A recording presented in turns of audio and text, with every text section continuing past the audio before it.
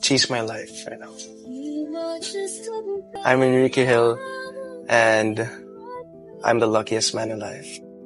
May mga taong bigla na lang nawawala sa spotlight, hindi dahil kupas na ang kanilang kasikatan, hindi dahil wala na silang lugar sa industriya, kundi dahil may pinagdadaanan silang hindi kailanman nakita ng publiko. Sa likod ng mga camera awards at milyon-milyong tagahanga, may mga laban na hindi kayang ipaliwanag ng isang post, isang interview o isang press release. May mga panahong ang katahimikan ay hindi kawalan kundi pagtatanggol sa sarili. Si Enrique Hill ay isa sa mga kwentong iyon, habang ang marami ay nagtatanong kung nasaan na siya, kung bakit tila bihira na siyang makita, kung bakit parang biglang tumigil ang dati na ingay sa paligid ng kanyang pangalan. Unti-unti palang hinaharap ni Enrique ang isa sa pinakamahirap na yugto ng kanyang buhay. Hindi ito isang biglaang pagbagsak, hindi rin ito isang dramatikong pagkawala. Isa itong mabagal, tahimik at personal na proseso, isang unti-unting pag-atras upang maintindihan kung sino siya kapag wala na ang mga kamera, kapag wala na ang tambalan, at kapag wala na ang inaasahan ng publiko. Sa loob ng halos isang dekada, hindi mapaghiwalay sa isipan ng publiko ang pangalan nina Enrique Hill at Liza Soberano. Hindi lang sila love team. Para sa maraming Pilipino, sila ang representasyon ng isang ideal na relasyon sa showbiz. Parang walang bahid ng iskandalo, parang palaging ligtas, parang nakatakdang magkatuluyan.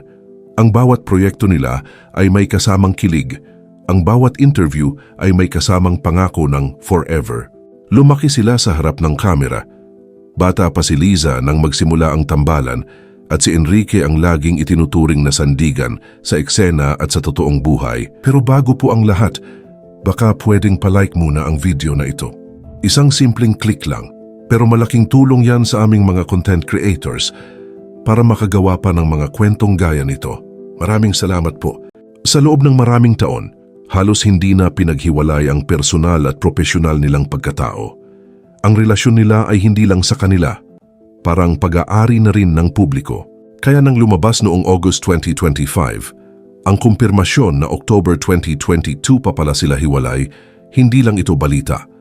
Isa itong emosyonal na lindol para sa maraming tagahanga. Hindi lang dahil tapos na ang relasyon, kundi dahil sa haba ng panahong nanatiling tahimik ang katotohanan. Halos 3 taon. Ken and I have decided to separate ways.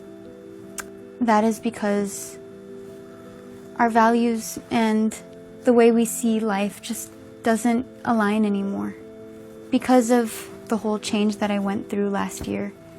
3 taon ng mga panayam, mga public appearances at mga sagot na maingat piliin. 3 taon na walang malinaw na pag-amin.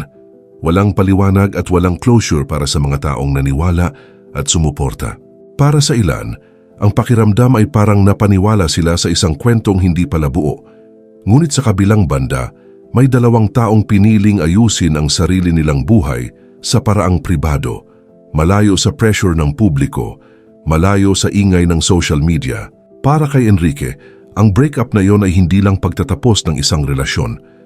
Isa rin itong tahimik na simula ng kanyang paglayo sa industriyang matagal na niyang ginagalawan. Habang si Liza ay malinaw ang direksyon, pagputol sa lumang imahe, pagbuo ng bagong identity at pagharap sa international market, si Enrique naman ay tila piniling manatili sa gilid. Hindi siya nawala ng biglaan. Hindi rin siya nagdeklara ng pahinga.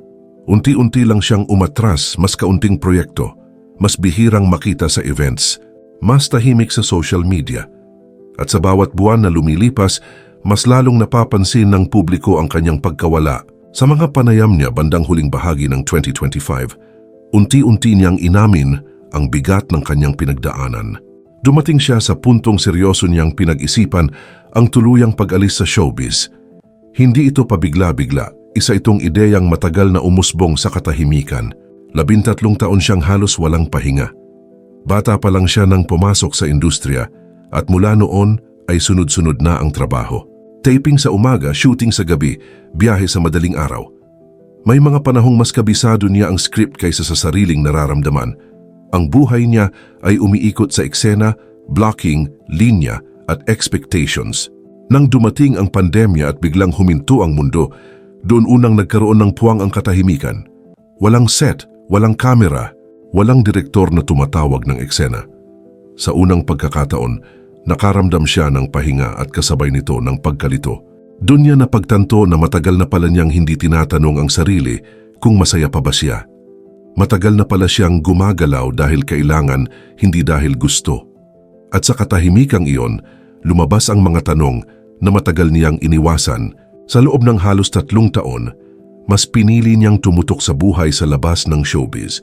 Mas naging malapit siya sa pamilya, lalo na sa kanyang ina.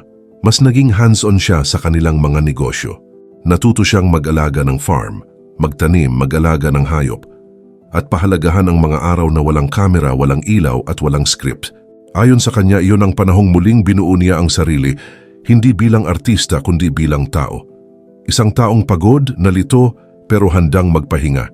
Kasabay ng katahimikang iyon ay ang bigat ng pagiging mag-isa matapos ang mahabang relasyon. Matagal siyang nakilala bilang bahagi ng isang tambalan, sa trabaho at sa buhay. Biglang nawala ang ideyang yon. At sa industriyang sanay sa love teams, ang pagbabalik bilang mag-isa ay may kaakibat na takot. Takot na baka hindi na siya tanggapin. Takot na baka wala na ang interes ng publiko. Takot na baka ang buong pagkatao niya ay nakatali na sa isang relasyong tapos na. Dahil dito, seryoso niyang pinag-isipan ang tuluyang pag-alis sa industriya.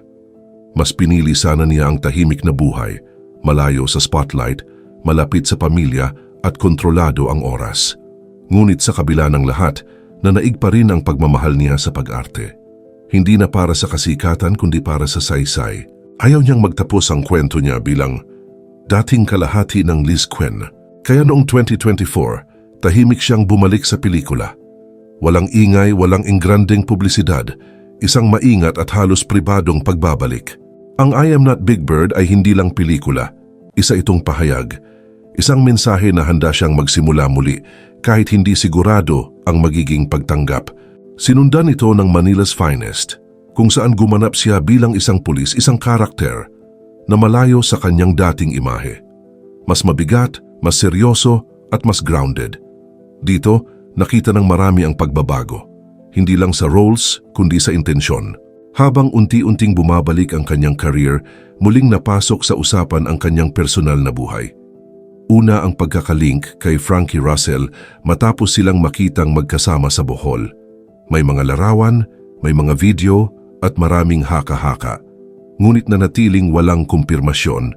Hindi nagtagal, mas mabigat na kontrobersya ang sumabog. Ang pagkakadawit niya sa content creator na si Andrea Brown. Kumalat ang mga larawang tila sweet at intimate, at agad itong naging sentro ng galit online. Mas lalong uminit ang usapin dahil sa aligasyon tungkol sa edad. Noong Disyembre 2025, humarap si Enrique at itinanggi ang mga paratang. Ayon sa kanya, magkaibigan lamang sila. Maging ang ina ng dalaga ay nagsalita upang linawin ang issue. Ngunit tulad ng maraming kontrobersya sa internet, kahit may paliwanag, nananatili ang marka. Sa gitna ng lahat ng ito, malinaw ang kanyang paninindigan, single siya. Wala na eh. We'll see. I don't know. If it comes, it comes, you know. But I'm open. Hindi siya nagmamadali. Mas mahalaga ngayon ang katahimikan, balanse at personal na paglago kaysa sa anumang bagong relasyon. Hindi rin nakaligtas sa mata ng publiko ang pagbabago sa kanyang pisikal na anyo. May mga pumuna, may mga nang body shame, ngunit diretsahan ang kanyang sagot, mas mahalaga ang kalusugan kaysa sa imahe. Hindi na siya nakakulong sa expectations ng pagiging heartthrob. Ngayon, mas aktibo na rin siya sa likod ng kamera. May sarili siyang production company, mas pili ang mga proyektong tinatanggap, mas malinaw ang hangganan sa pagitan ng trabaho at personal na buhay. Pagdating kay Liza, malinaw na magkaiba na ang landas nila. Ngunit nananatili ang respeto. Walang galit, walang paninisi, tanging pagtanggap na may mga kwentong hindi talaga nakatakdang magtapos sa paraang inaasahan ng lahat. Sa huli, ang kwento ni Enrique Hill ay hindi kwento ng pagbagsak. Isa itong kwento ng tahimik na pagharap sa sarili. Isang kwento ng pag-atras upang muling makalapit. Isang kwento ng isang taong piniling harapin ang pinakamahirap na yugto ng kanyang buhay nang walang ingay at bumangon sa sariling oras. At ngayon, habang patuloy pa rin ang pagbabago, ang tanong ay hindi na kung babalik pa ba siya, kundi kung anong klaseng Enrique Hill ang tuluyan na nating makikilala.